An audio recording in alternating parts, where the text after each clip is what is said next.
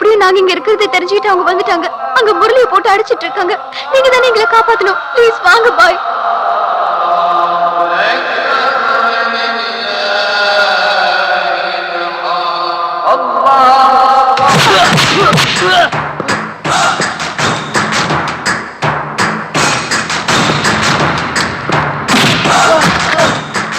டேய் சொல்றா, எங்கடா தங்கச்சி?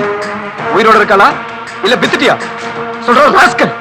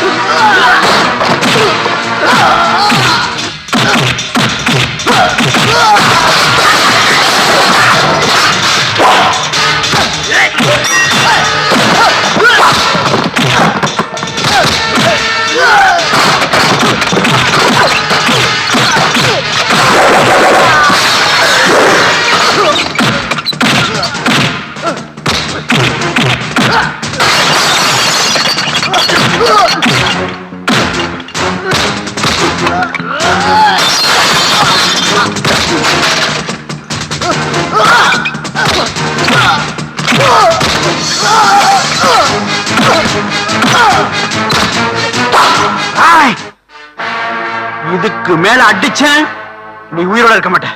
இப்ப தெரிஞ்சுக்கிட்டியா இந்த பேட்டை இந்த பாயோட கோட்டைன்னு? உன்னால அவமானம் தாங்க முடியாம இந்த பிள்ளைகளை கொள்ள நினைச்சேன். இந்த பிள்ளைய உயிரோட கொண்டு போன என்ன நிச்சயம் இருக்கு? அதனாலதான் சொல்றேன், இவங்க ரெண்டு பத்தியும் உன்னைய நம்பி அனுப்புறதுக்கு நான் தயாரா இல்ல. அப்போ இவங்க ரெண்டு பேரும் கல்யாணம் பண்ணி வைக்க போறியா? ஆமா, ஆனா நீ நினைக்கிற மாதிரி அவங்க ரெண்டு பத்தியும் கோயில குளத்தில வச்சு தாலி கட்ட வைக்க மாட்டேன்.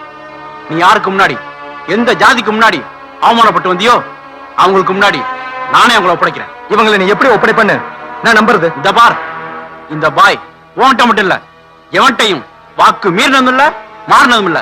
உனக்கு நம்பிக்கை இல்லைனா இன்னைக்கு ஒரு நாள் ராத்திரி எங்களோட தங்கிரு.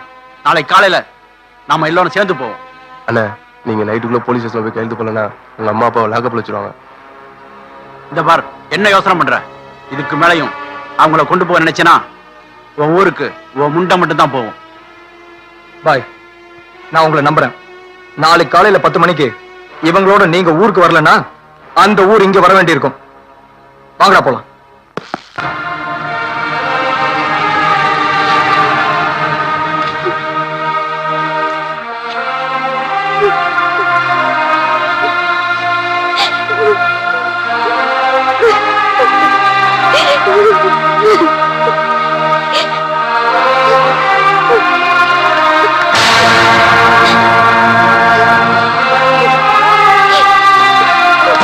நீங்க நல்லா இருக்குன்னு நான் பாத்தியா ஓதிட்டு வரேன்.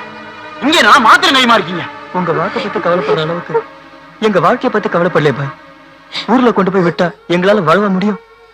அதுதான் உயிருக்கு உயிரான எங்க காதல பிரிஞ்சு வாழ்றதை விட எங்க உயிர் விடுறதே மேல்னு முடிவுக்கு வந்துட்டோம். தயவு செஞ்சு தடுக்காதீங்க. முட்டாள் தனமா யோசிச்சு நீங்களா ஒரு முடிவுக்கு வராதீங்க. நான் சொல்றதை கேளுங்க. இனி யார் சொல்றதையும் நாங்க கேக்குறதா இல்ல. எப்ப எங்க அண்ணனுக்கு நீங்க வாக்கு கொடுத்தீங்களோ அப்பவே எல்லாம் முடிஞ்சு போச்சு. கறியை வெட்டி வெட்டி ஆட்டுக்கும் மனுஷங்களுக்கும் உள்ள வித்தியாசம் உங்களுக்கு தெரியல. உண்மைதாமா, உனக்கு என் மகனுக்கு வித்தியாசம் தெரியலமா. என் மகனை பறி கொடுத்த உன்னையாவது சேர்த்து வாழ வைக்கலாம் தாமா அந்த ஊருக்கு கூட்டிட்டு வரேன்னு சொன்னேன். ஏப்பா, காதலிக்கும் போது இருக்கிற தைரியம் வாழ்க்கையில போராடும் போது ஏப்பா இருக்க மாட்டேங்குது? இந்த பாய் உங்க ரெண்டு பேத்து வாழ்க்கையும் பிரிச்சு வைக்கன்னு வாக்கு கொடுக்கலாமா? எந்த ஊர்ல இருந்து உயிருக்கு பயந்து ஓடி வந்தீங்களோ அதே ஊர்ல உங்க ரெண்டு பேத்தையும் வாழ வைக்கிறோமா?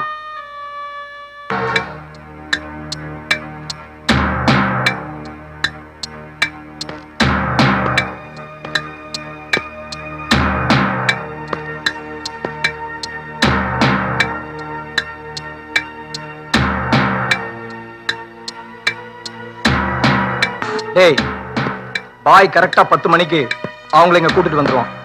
அவனும் அவளும் வண்டியை விட்டு இறங்கின உடனே அவனை ஒரே போடா போட்டு தள்ளிட்டு தங்கச்சி இங்க கூட்டிட்டு வந்துருங்க. சரிண்ணா, மத்ததை நான் பாத்துக்கிறேன். என் மகன் நம்ம பக்கம் வந்த உடனே அவ குடும்பத்தையே போட்டு தள்ளுறான்.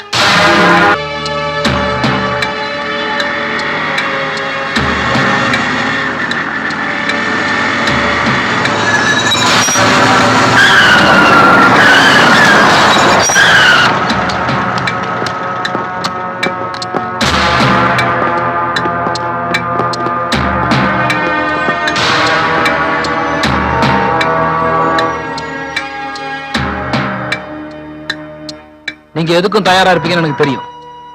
எல்லாத்துக்கும் தயாரா தான் நாங்களும் வந்திருக்கோம்.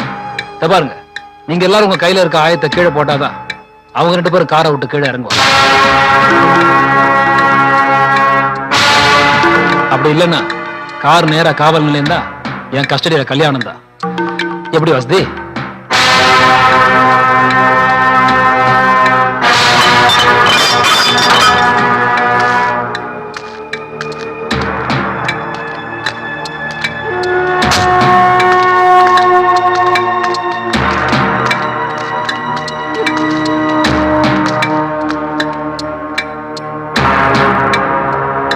பிரச்சனைக்கு காரணமான 2 பேத்தையும் கூட்டு வந்திருக்கேன்.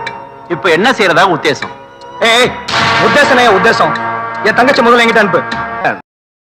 நடக்கிறத பின்னால பாத்துக்கலாம். ஏய், என்னைய முன்னாடி பாப்பன் பின்னாடி பாப்பன் மிரட்டிட்டு இருக்க? என்ன நினைச்சிட்டு இருக்க? கொஞ்சம் பொறுப்பா. உன் தங்கச்சி உன் வீட்டுக்கும் அவர் பையன் அவர் வீட்டுக்கும் அனுப்பிச்சு வச்சா பிரச்சனை நிரந்தரமா தீர்ந்துருமா? ஆமா, அப்படி போடு. உங்க 2 பேருடைய தனிப்பட்ட குடும்ப பிரச்சனைய ஊர் பிரச்சனையாக்கி ஜாதி கலர்களை மாத்தி எவ்வளவு ரத்தத்தை குடிச்சிருக்கீங்க, எத்தனை பேரோட உயிரை வாங்கியிருக்கீங்க. நீங்க 3 பேர் வந்திருக்கிறத பார்த்தா பிரச்சனையை முடிக்கிற மாதிரி தெரியலையே, வளர்க்கிற மாதிரில தெரியுது. உயிரை விட ஜாதி தான் முக்கியம். எதையா ஜாதி பிரச்சனை?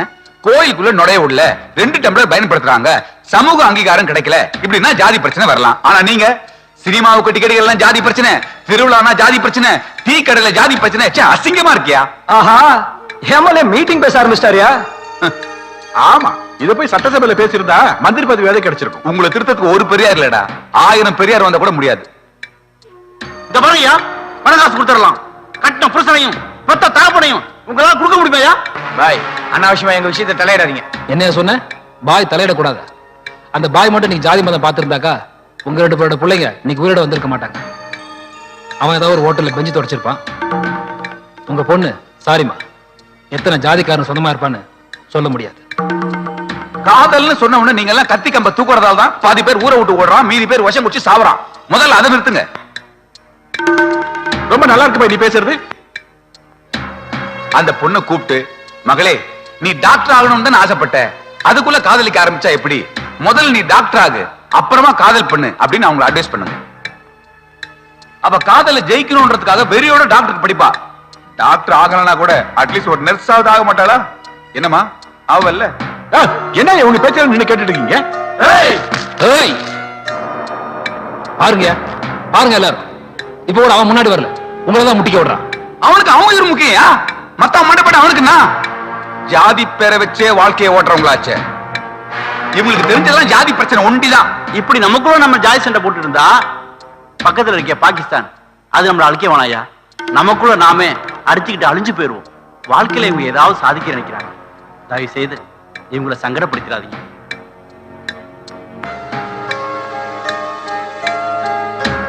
சரி, இதுக்கப்புறமா நீங்க திருந்தலன்னா இவங்க 2 பேரும் உங்களுக்கு பிள்ளையா இருக்கிறத விட எங்க எல்லாருக்கும் பிள்ளையா இருந்துட்டு போட்டோம்.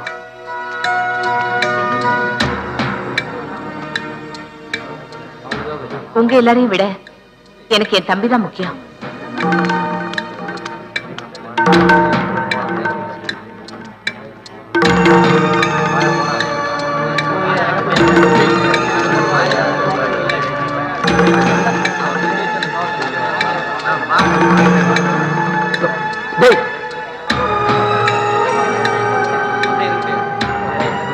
பெத்தவன் நான் உயிரோட இருக்கும்போது என் குழந்தை எப்படிங்க அனாதை ஆகலாம்? உங்களுக்கு வேணா ஜாதி சனம் பெருசா இருக்கலாம், எனக்கு என் பொண்ணுதான் முக்கியம். Very good.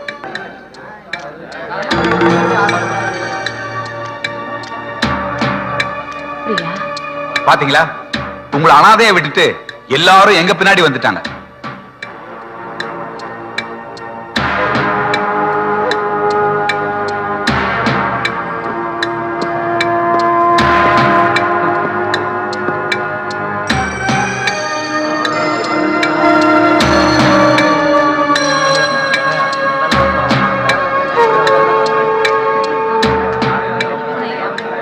என்ன மன்னிச்சிருங்க.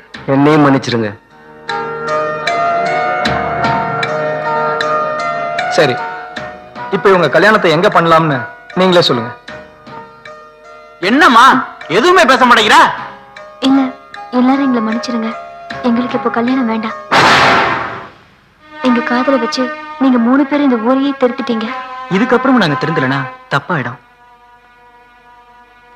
அப்புறம் அதுக்கு 2 பேரும் ஊரை விட்டு ஓடுனீங்க. நீங்க எவ்வளவு ஒரு மாடு மேய்க்கிறவனுக்கு எனக்கு கல்யாணம் பண்ணி கொடுத்துருவீங்க. வருஷம் முழுக்க சாணி தட்டிக்கிட்டும் வருஷம் வருஷம் அவன் புள்ளைய சுமந்துக்கிட்டும் என்னால அவனுக்காக காலம் தள்ள முடியாது. நீங்க சொன்ன மாதிரி முதல்ல ஒரு டாக்டராவோ இல்ல நர்ஸாவோ ஆயிட்டு எங்க சொந்த கால்ல நின்னதுக்கு அப்புறம் எங்க கல்யாணம் நடக்கட்டும். பாத்தீங்களா, சொல்லி 1 நிமிஷம் கூட ஆகல, அதுக்குள்ள எப்படி ரியாக்ஷன்? எங்க காதல் மேல எங்களுக்கு நம்பிக்கை இருக்கு. எங்க லட்சியத்துல நாங்க ஜெயிப்போம். அதுக்கப்புறம் உங்க எல்லாரோட ஆசீர்வாதத்துல எங்க கல்யாணம் நடக்கும். நீங்க எல்லாரும் இதே மாதிரி இன்னொரு தடவை வரணும்.